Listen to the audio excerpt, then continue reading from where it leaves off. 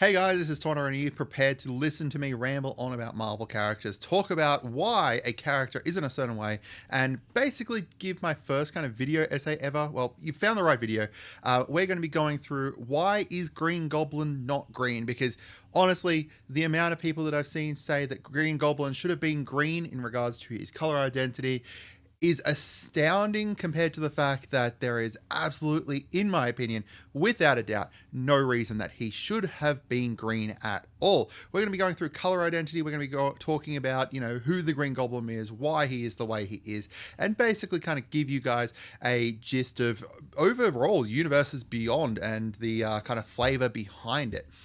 These are a few of the comments that we've seen. Just, people complaining about the fact that he's not green. Typical Wizards L. Yeah, anyway, let's go through it. This is the Green Goblin card. This was revealed the other day alongside a whole bunch of other Marvel cards. Basically, he is Grixis, blue, black, red. He has flying, menace, spells you cast cost 2 less. Spells you cast from your graveyard cost 2 less to cast. And then each non-land card in your graveyard has mayhem. The mayhem cost is equal to its mana cost. Mayhem basically means that you may cast it from your graveyard for its mayhem cost if you discarded it this turn. Timing rules still apply. So this is a very interesting card. I'm very excited about it. It's really, really cool. And yeah, you will notice up here, there is no green within his color identity. That is important. People are complaining about it. But the thing is that color identity is more than just what mana you cast and what mana you spend to cast a creature. So let's start about talking about colors. Colors in Magic the Gathering are just more than that casting requirement. There's a lot of in-depth lore behind each color, what they can do, what they can't do, and what the colors represent. In fact, if you actually have a look over here, we can see the actual color pie, right? Each of them has a different set of, different laws, both philosophical and ideological. The color system is just one of the most fundamental and iconic parts of Magic the Gathering, to the point it's one of the reasons the Magic Gathering is as successful as it is. These colors define the flavor, define the gameplay of its cards, its own beliefs and its principles. And colors for cards are chosen based off of both mechanics and flavor. A card that is red needs to be red in regards to both its gameplay and in regards to who that character is. You don't want to kind of mix that too much, because then you start losing some of the flavor and losing some of the reason that Magic is as successful. This is the color chart here. I'm not going to talk about it too much because we're going to go in depth into the actual Green Goblin in a minute. But you can see here, blue, black, red, and green are the ones that we're going to be focusing on. We're not focusing on white because there is without doubt no chance that the Green Goblin would have been white in this instance. So, why is this important? Universes Beyond is obviously quite different to Magic the Gathering sets, as they are representing characters that already exist. While there is obviously Magic sets that come out that bring in characters that we've seen previously and stuff, typically we know who those characters are, even if they have advanced in regards to their character or advanced into, character depth and stuff. They are still a character that we've seen before. This is representing all new characters dragged in from other IPs that typically have this already in-depth lore, characterization, abilities, whether they're super abilities or not, down to like Doctor Who abilities, who the character is, what they can do, if they got, karate or something like that. And those things, that characterization, their lore, their abilities, they're all iconic, and they need to be translated across to Magic the Gathering. Most of the time they can get it pretty close. Obviously there is built into Magic a set of systems that the cards need to kind of fit into. However, they go pretty well, I think. And color identity is something that can help with that representation and bring the character into the universe of Magic the Gathering, not just as I said, in regards to what they actually do, their abilities, but also just in regards to who that character is deep down. Because as I said, these colors all have, different things that they represent. So the Universes Beyond depth. One of the biggest criticisms I've heard from Universes Beyond is that it's just a cash grab. Hasbro, Wizards are just doing this to make money. It's just a blatant cash grab. They're going to burn themselves out doing it. They're just doing it. And I understand, right? Like, they're definitely in this to make money. That's the whole point of a company, is to make money. But I 100% disagree on the fact that it is just a cash grab. The amount of love and flavor that is put into these cards just astounds me. And every time I see, new cards getting revealed and everything, I think about how this card represents this character that I love. And if they were kind of, just blatantly cash grabbing, then that's not going to drag people in as much as actually putting love into these cards, right? Like, if they're bringing out a Spider-Man set, they want to bring in people who love Marvel and want to be able to play as Spider-Man. But if Spider-Man in Magic is not similar to Spider-Man in the comics, there's going to be quite a difference. They do, in my opinion, get it pretty close in regards to what the characters can do to make it quite beyond just a basic cash grab. Again, I do think that they're trying to make money, but representing these characters is huge. Representing them correctly is even bigger, and helping bring the characters to life within the Magic the Gathering setting. So color, how does color kind of play into this? Choosing colors based off a suit of their color, like the color of their suit or the color in their name, is just basic as hell, right? Like, if I looked at a character and I'm like, Green Goblin, green, that is the most basic representation that you could ever do. I think that that is honestly just really surface level, and that's where the point is, where I think that if they had have done that, then that would easily have just been a cash grab. It's not representing the character, it's not bringing them into Magic the Gathering, it's just being like, okay, here's a green character, they must be green. As I said, each color kind of represents something within Magic the Gathering, both gameplay-wise and philosophically.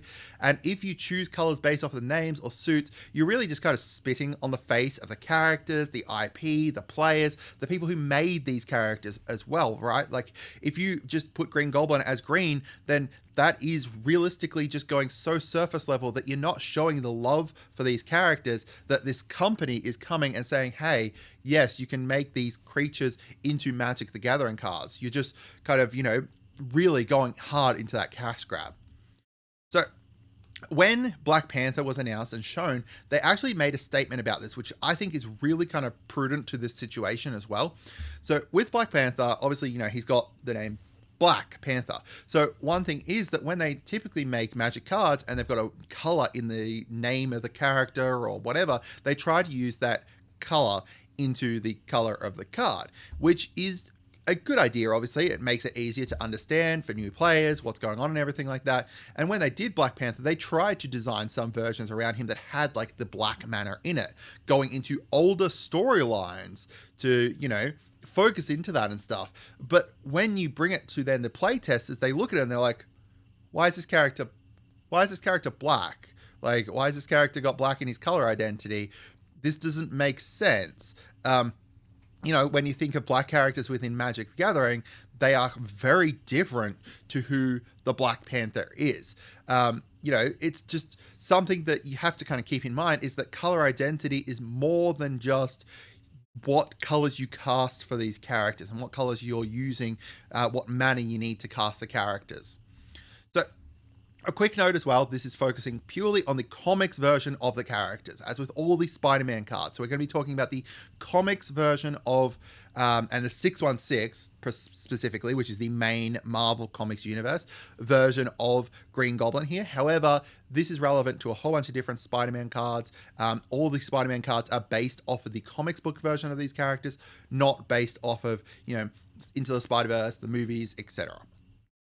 So going back to Green Goblin, just make sure you subscribe and let me know down below as well if you do like this kind of video, these kind of video essay kind of things, because I think the color identity and, that is not something that is as well known as I would have thought it would be. So I thought that this would be an interesting topic for a video. So let me know what you guys think of that. Let's start with the colors of Green Goblin. So he is red, first of all, as you can see up here. Philosophically, Red is embodiment of chaos and impulse. They care little for slowness and control. They just go for it. They accomplish this through immediate action. Specifically, what's relevant to Green Goblin is aggression, but also compassion, expression, I guess, is Green Goblin as well. It just reminds me of like Mastermind. Was it Mastermind? No, Megamind. Megamind, where they're talking about what separates a supervillain from a villain. And it's just really great. They act now, they act fast, they seek new ways to express themselves as well. Gameplay wise, they're more into like the discarding, throwing cards away, reckless with value kind of thing. They got impulse draw as well, like, that exile draw, which again kind of plays into that recklessness, the impulsiveness, the chaos kind of stuff. They're very aggressive as well to keep momentum, swing tempo, get in fast, play that quick game out, go really aggro and stuff. And also just chaos. There's a whole bunch of different chaos effects where, you're getting people to reveal the top cards off of their library and you're sitting there cackling like a madman because now you can, play that card and stuff. There's a huge amount of really fun stuff that is in Red that's just very chaotic that while, that's their gameplay wise, it also very much ties into them philosophically, right? That's the whole thing, is that the gameplay needs to represent this philosophical, what red mana represents, and then it also needs to go the other way where the philosophy then also helps guide the gameplay for the cards. Next up, we've got black here. So black is representing stuff like philosophically free will and amorality. It's seeking power by any opportunity, shortcut, or loophole. Going there, throwing away stuff to get your personal gain, maintain your wealth and influence, doing anything from murder, apathy, cruelty, self-sacrifice. There's also like isolationism as well as within there. That's represented within gameplay wise by targeted destruction and discarding, inflicting pain upon people both mentally and physically upon their cards, sacrificing others for all life for your own benefits, like hitting yourself in the face so that way you're drawing cards, hitting yourself in the face so that you're getting ahead kind of thing, just sacrificing life, sacrificing others, sacrificing everything that you've got there just to get yourself ahead. It's also about weakening enemies as well, taking them down a notch, inflicting, as I said, about that mental and physical pain upon their creatures. There's also reanimation and life drain, where you're taking things away from people, whether it's reanimating from their graveyard, bringing things back, like, unexpectedly from the past, draining people's life to empower yourself kind of thing. Just basically taking what you want, taking what you need, and not caring about what the punishment is for yourself, your family, your community, your city. And then finally, in regards to the colors of Green Goblin, we've got blue. This embodies stuff like technology, logic. It believes anyone can become what they want to be and what the world has potential, and that the world has potential to be improved upon. Basically looking at the world and being like, I could do this better. We could do this better. They're determined by their worldview. There's wits and foresight, control, that kind of stuff. And then that goes into the gameplay where you've got card draw, gaining knowledge. If you didn't know, in Magic the Gathering, originally your deck and your library was meant to represent your character's knowledge. And you, as a person, were like summoning mana and summoning creatures and stuff like that. That is no longer really a part of the lore and stuff. However, that's still what card draw really is just gaining knowledge, gaining more stuff that you can do, more options. It's also got artifacts and non-creature spells. Look at Green Goblin and tell me he does not love artifacts. You've got the Green Goblin Glider, you've got the Goblin Bombs, etc. There's also theft and mimicry, cloning, that kind of stuff. There's a whole bunch of cloning stuff that we're not going to get into with Green Goblin, but still, there's cool stuff there. There's also like evasiveness, so flying around and, sneaking in, that kind of stuff, and control. While red and blue, obviously, red is more about impulsiveness and not really caring and going in without the control. Blue brings that control back into it. So together, they kind of work well in regards to you've got that blue for control, but you're doing it in such a reckless kind of way. So That is like the philosophical and the gameplay of the cards that he's got, like the colors that he's got. Now let's get into green. So green is the one that people are saying, hey, why is he not green? So philosophically, green is growth through acceptance and wisdom, seeking harmony, the world the way it is. The world's perfect the way it is, and how it functions is perfect the way it is, right? Like, everything's fine. We'll just let the world continue on its own course. We're not going to rock the boat kind of stuff. It's the key to understanding life is your place within it. Know your place within the circle of life and you'll be fine. It's also being in tune with nature, coming together as a community, working together, growing together. There's hatred as well of the artificial is one of the big negatives of green. Just hating, your artificial, like your mechanical kind of stuff. Obviously not every green, creature is going to embody all of this, but a lot of it needs to be a core part of that creature. Gameplay wise, they rarely directly destroy creatures, and they're weak to creatures of bigger size. It depends on their creatures themselves for attack. You're growing your creatures up. You're buffing up your creatures. You're swinging them in. They've got temporary buffs. You've also got like poison, so either directly poisoning people, like other players, or with death touch. You've also got life and mana gain there as well. Looking at this kind of stuff, do you think, like if you're someone who's on the fence, do you think that Green Goblin kind of embodies any of this? Let's talk about a reminder of who the Green Goblin is. He is a miserable, unstable, cruel, and selfish villain, hell-bent on becoming and breaking, just breaking Spider-Man mentally. He became the Green Goblin initially to rule the underworld. He viewed the underworld as something that he could improve upon, build upon, and make better. But then he got thwarted by Spider-Man, so then he's changed to now, I am going to wreck you both mentally and physically, Spider-Man. Mostly he aims towards just mentally being cruel and taking Spider-Man down in regards to his private life and all that kind of stuff.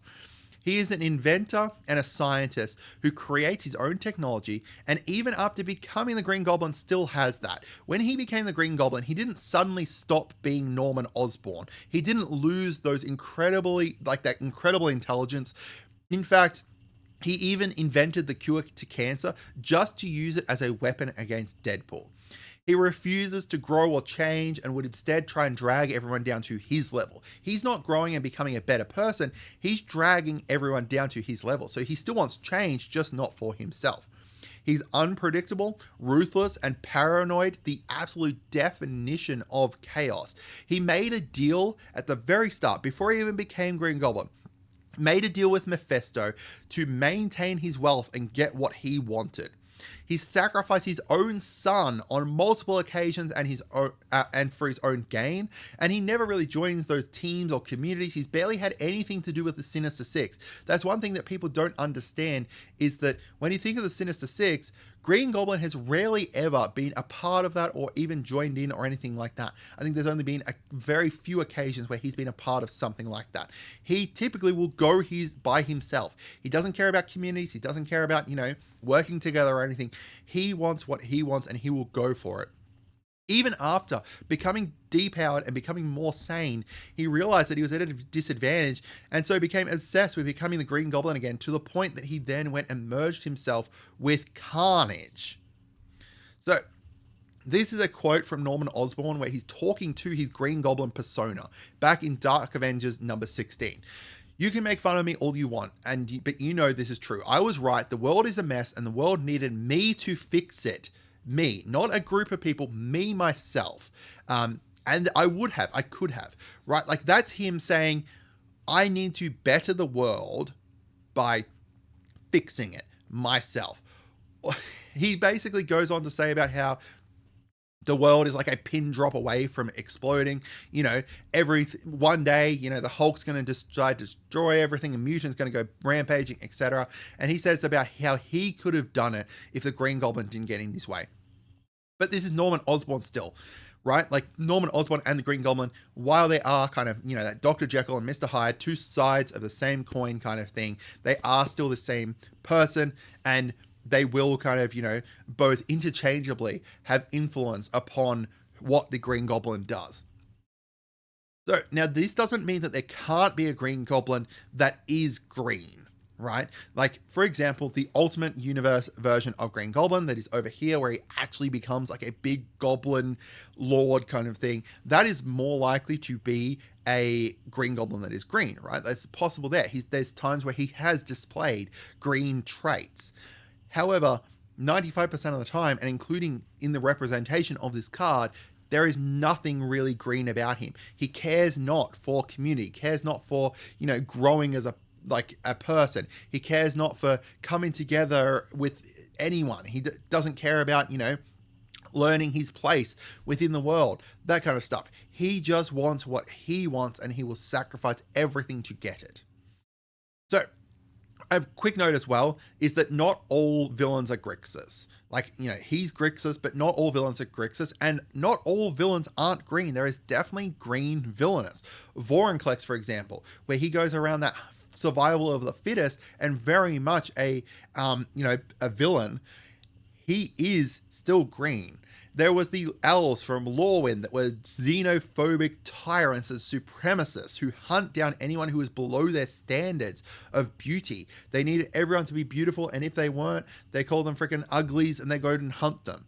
You got Xenagos, who was the major villain in Theros for like 3 different sets and was absolutely huge, and he's Gruul. He is still green. He's green-red. He doesn't have any black in his color identity, but he is still a villain.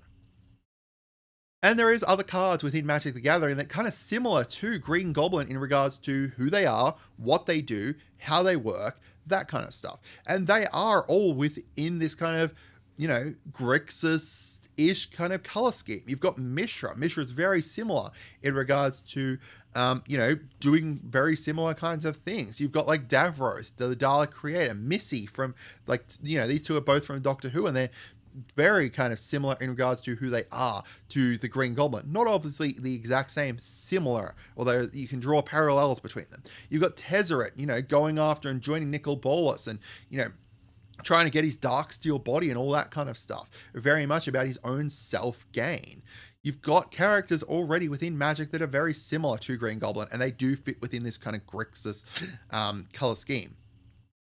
So in summary, green in name does not equal green in nature. I'd love to hear from you guys as to what you think. And again, I'd love to hear what you think of this video as well. I hope you guys had a wonderful day, and goodbye.